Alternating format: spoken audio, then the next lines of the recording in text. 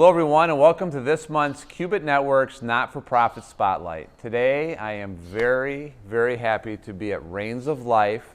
We are here in the stable filming this today, and I have Allie and Dorota and Jay are here. And Dorota is the Executive Director of Reins of Life. Allie is the Assistant to the Executive Director of Reins of Life.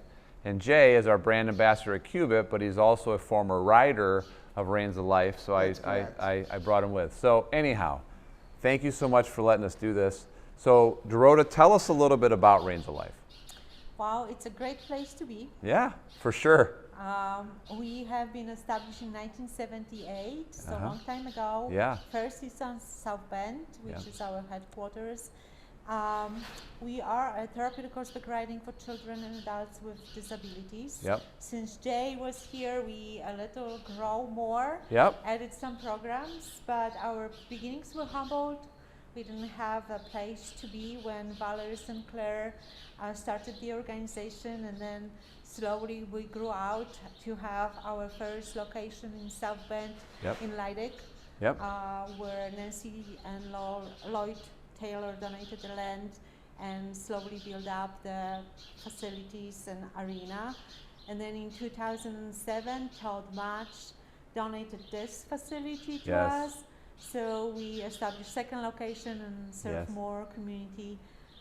So from trailing horses to different places and 16 riders, now we are at 200 riders a week. 400 volunteers, and from one program we jumped up to 12. Wow, so that is amazing. Lots of changes. So you have 200 riders a week and then 400 volunteers. So, as my son Jay was a rider and I volunteered a little bit, but then Jay's grandfather really kind of took over volunteering duties. I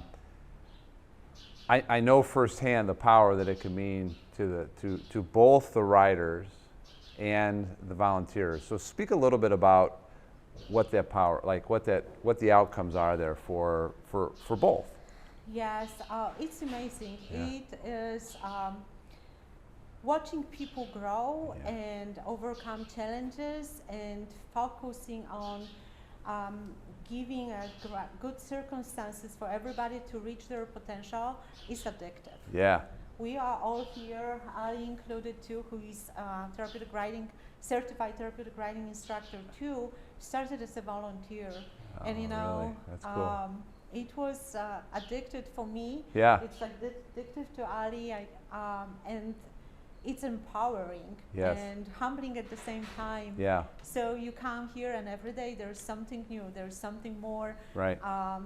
We focus on abilities and helping people achieve the higher level of independence and develop the talents, and that's very powerful. It sure is. And so we were talking earlier, and you actually were one of Jay's volunteers for a while as well. So that's pretty awesome. Well, you know, I always say a lot in my life, like if you ever want to feel good, if you're down in the dumps or you ever want to feel good, go do something nice for somebody, and you immediately feel better. So I love the fact that you said it's addictive.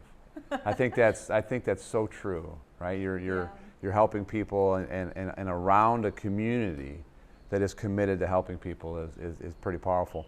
And you know, the both ways. Oh, for sure. Yes, absolutely. So speak to that a little bit. So like, what do you see in your volunteers? So you have 400 volunteers. So you have twice as many volunteers as riders, right? Yes. And so what is it like for them? When I was a volunteer, that was a highlight of my week. Yeah. You feel included. Yeah. You feel that you do something that matters. Yeah. It makes you happy. Yeah. And then you go and spread that happiness in the community. So it's like a tripling effect. Yeah, exponential effect there. Yes. It goes out. And so talk just a little bit about the horses. Because I've always been amazed with the horses.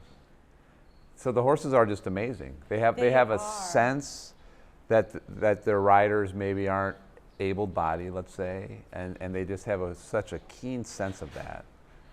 I think the biggest power of that horse component in what we do here is that they don't cast any judgments. Yes. They are so accepted. acceptive, and they love their riders. They are so attuned to your mood, to your body, and they want to help. So all our horses are very special. We select them, we train them, and in their body language and in the care that they give to our participants, you can see that bonding. And you can see some of the horses, like rider is maybe not balanced because of the diagnosis. And then you see the horse trying to adjust when the rider is riding, physically moving the back to like, oh, I feel you slipping to the side, like, let me help you. They are so patient. It's amazing. They give you like immediate feedback without that judgmental component. That's amazing. And so we have Elegant Ed, and you can't see it in the video here, but in the stall right here. And we were talking earlier about Boomer, the late Boomer, who was Jay's horse, or Jay rode him. It wasn't Jay's horse, but that's the horse that Jay rode. So so it's very, very cool. So, so if people want to learn more about Reins of Life, where's a good place to go to do that? Well, our website. Okay. www.reinsoflife.org. Okay. Facebook. That's our major tool of communicating cool things that are happening here. And we are pretty active on Facebook too. So those will be my two go-to. But if anybody is interested, just call us. Yeah, for sure. Or reach out to me. I'll get you in touch. So I can speak a little bit more intelligently about this non-for-profit than some of the other ones that I've spotlighted. If people want to help, what's the avenues for that? There are so many different ways. Of course, we always ask for donations. Sure. Money is a big factor in what we do because it costs a lot to feed the horse and the vet and keeping it all up. We also have some projects, with 400 volunteers.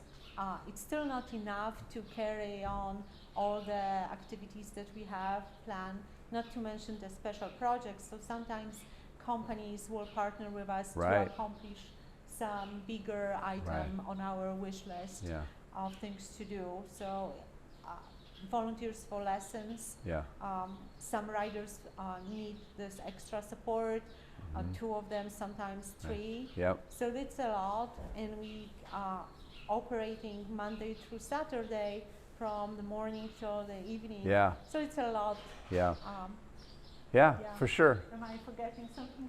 Always feeders too, but you do a great job, Dorota. Right. But if someone wants to come and volunteer and they're just interested in kind of being around the horses, we train our volunteers how to work with horses. So they can come in with no horse experience and really start to give back and feel that impact. Because it really takes a whole team. So when I think of the volunteers, I immediately think about the people that are next to the rider. Right, so there's always somebody, like you said, maybe 1, 2, 3, depending upon how stable the riders are. Jay always had 2.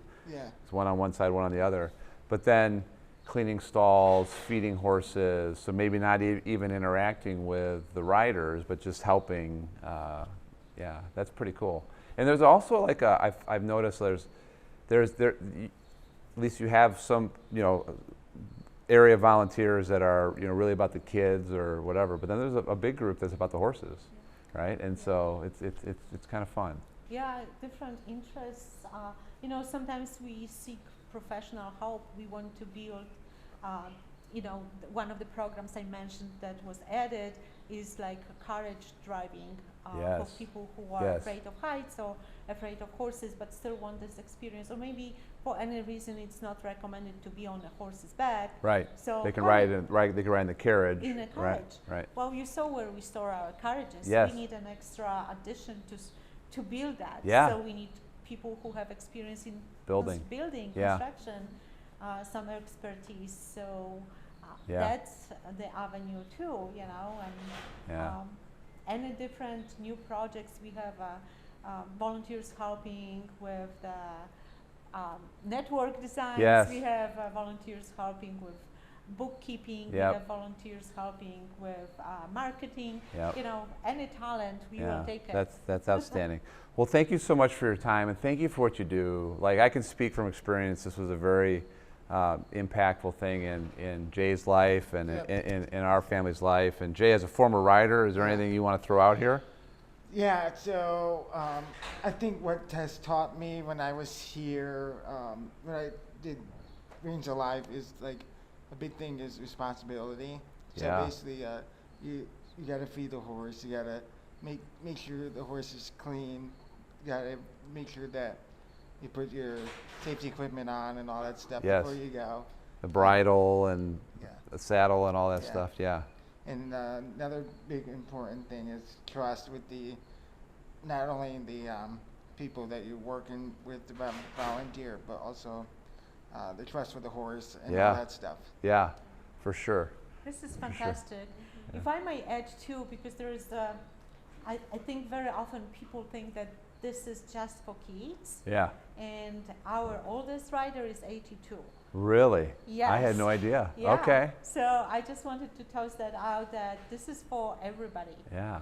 We have mounted and unmounted programs. So anything I'm forgetting to brag about our favorite organization. Yeah. Yeah, it's with the programs that have been added over the years, it's all about making sure that we're an inclusive center and there's opportunities for everyone with their interests, and that goes for riders, clients, and volunteers. Yep. And like Jay said, it's a lot of hard work, but we try to make it fun. Yeah, for sure. I think that's a good takeaway. I'm glad you brought that up. I honestly didn't know that. I mean, I kind of think about kids. I'm sure probably a large percentage of your riders are kids. Yes, right? large percentage are kids. The minimum age is 2 years old. There's no upper age limit, so like I said, 82. Yeah. And we put everybody in an appropriate program that serves their interests and skills and that's great. That's great. Well, thank you so much again. I really, really appreciate it. Thanks everybody Jay, for watching. It's so great to have you back. Yeah. Thank you. Thank you, everyone.